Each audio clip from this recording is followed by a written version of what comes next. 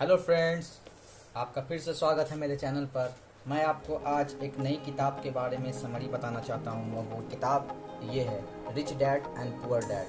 Rich dad और poor dad के लेखक रॉबर्ट टी कियोसाकी का क्या कहना है वो मैं आपको अपने चैनल के माध्यम से और आपको पूरी तरीके से एक बोर्ड पे पूरा बिल्कुल डायग्राम बनाकर समझाऊंगा।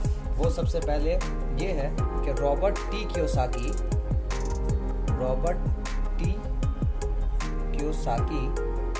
जो ऑथर हैं रिच डैड और पुअर डैड बुक के, इनका कहना है कि ज़्यादातर 4 टाइप के प्रोफेशंस होते हैं। एक एस, एक ई, एक बी और एक आई। तो S, B, E, I. S for self employed, E for employee, B for businessman, I for investor। अब इन चारों में क्या डिफरेंसेस है? सेल्फ एम्प्लॉयड के मानी होते हैं कि वो लोग जो खुद से टाइम देकर अपना बिजनेस या अपना प्रोफेशन चलाते हैं उनको सेल्फ एम्प्लॉयड कहते हैं। जैसे डॉक्टर्स, इंजीनियर्स, ये लोग सेल्फ एम्प्लॉयड हुए। लॉयर, ये लोग सेल्फ एम्प्लॉयड होते हैं क्योंकि ये अपने प्रोफेशन में खुद टाइम देते हैं, तब जाके मनी क्रिएट कर पाते हैं।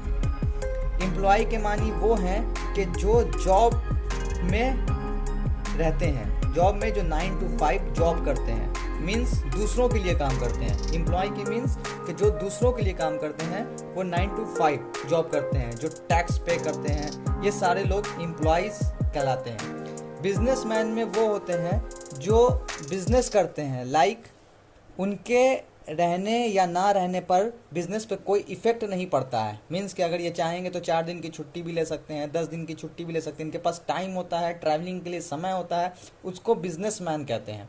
और आई फॉर इन्वेस्टर जो इन्वेस्टिंग करते हैं, ये भी बिना कुछ काम किए बस मार्केट में पैसा लगाना, स्टॉक में, शेयर में, म्यूचुअल फंड में, गोल्ड में, इस तरह के जो इन्वेस्टर, रियल इस्टेट में, इस तरह के इन्वेस्टिंग करते हैं जिनको इन्वेस्टर कहते हैं। तो फिर अगले अध्याय में उन्होंने ये कहा है कि अब देखिए वो क्या कहते हैं। वो बनाते हैं 4 ग्रुप। एक आपका, एक और दूसरा ये। इसमें उन्होंने बांट दिया है जो उन्होंने दिखाया है। वो फर्स्ट ये कहा है कि ये आती है आपकी इनकम, ये होते हैं आपके एक्सपेंसेस, और ये होते हैं आपके एसेट्स, और ये होती हैं लायबिलिटीज़। अब देखिए पुअर लोगों का यानी पुअर पीपल का क्या इनकम स्टेटमेंट होता है। Income statement of poor people, तो इनकम स्टेटमेंट पुअर पीपल का कि जब इनकम उनके पास आती है तो वो एक्सपेंस कर देते हैं और इनकम ख़त्म हो जाती है। यानी सबसे पहले जब इनकम उनके पास आई तो उन्होंने क्या किया, जॉब से इनकम आती है उनके पास, उन्होंने क्या किया कि एक्सपेंस कर दिया। जो पुअर पीपल है एक्सपेंस किया, और एक्सपेंस करने के बाद फिर कोई भी पैसा उनके पास नहीं बचता है। ठीक है।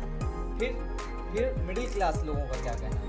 रिच डैड पुअर डैड के author Robert T Kiyosaki middle class लोगों के बारे में क्या बताते हैं। वो कहते हैं उनकी जब इनकम आती है तो सबसे पहले वो लायबिलिटीज़ खरीदते हैं। लायबिलिटीज़ का मतलब car loan, home loan, mobile loan, AC, cooler, TV, refrigerator, mobile, ये सारी चीज़ें लायबिलिटीज़ खरीदते हैं और फिर उसी इनकम को एक्सपेंस करते हैं। यानी सबसे पहले जब जॉब हुई उनकी तो वो पहले एक्सपेंस करेंगे, एक्सपेंस के बाद फिर लायबिलिटीज़ लेंगे, और देन उनकी मनी मंथ आते आते एंड हो जाती है, ख़त्म हो जाती है।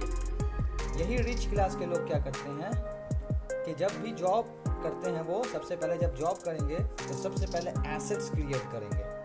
एसेट्स के मानी होते हैं रियल इस्टेट जो आपके पॉकेट में पैसे ला के दे, उसको एसेट्स कह रहे हैं। और जो आपके पॉकेट से पैसे निकाले उसको लायबिलिटीज़ कह रहे हैं। ठीक है, तो रिच डैड का कहना है, रॉबर्ट टी कियोसाकी ऑथर का कहना है कि जब इनकम आती है तो सबसे पहले वो एसेट्स क्लास में इन्वेस्ट करते हैं। एसेट्स क्लास में रियल इस्टेट में इन्वेस्ट करेंगे, गोल्ड में इन्वेस्ट करेंगे, रेंटल प्रॉपर्टीज़ में इन्वेस्ट करेंगे, उसके बाद सिल्वर में इन्वेस्ट करेंगे, और यहाँ से जो इनकम जनरेट होगी, यहाँ से जो इनकम जनरेट होती है उसको वो अपने एक्सपेंस में और लायबिलिटीज़ में लगाते हैं। तो यानी मेहनत के पैसे को वो डायरेक्ट खर्चा नहीं करते, मेहनत के पैसे से वो पैसा बनाते हैं, देन उसके बाद फिर एक्सपेंस करते हैं और लायबिलिटीज़ खरीदते हैं। यही लगातार वो 10 साल 15 साल करते चले जाते हैं, और एक दिन यानी आफ्टर 10 ईयर्स में वो उनको पता चलता है कि 1 करोड़ 2 करोड़ रुपीज़ उन्हारे अकाउंट में हो जाता है। और सारे के सारे जितने भी एक्सपेंसेस हैं वो अपने एसेट से खरीदते हैं, ना कि डायरेक्ट मेहनत के पैसे से। तो मेहनत के पैसे से वो एक्सपेंस और लायबिलिटीज़ नहीं करते, बल्कि मेहनत के पैसे को वो इन्वेस्ट करते हैं, और इन्वेस्ट से जो इनकम आती है वो उसका एक्सपेंस करते हैं और लायबिलिटीज़ खरीदते हैं। तो यही है आज के वीडियो में दोस्तों, इतना ही। मिलेंगे फिर अगले वीडियो में कि किस तरह से इन्वेस्ट करना चाहिए, कौन कौन से फंड में इन्वेस्ट करना चाहिए, कितने तरह के इन्वेस्टमेंट होते हैं। तब तक के लिए मेरे चैनल को सब्सक्राइब कर लें, लाइक कर लें और शेयर कर दें और मुझे सपोर्ट करें please friends, please. Okay, goodbye, जय हिंद।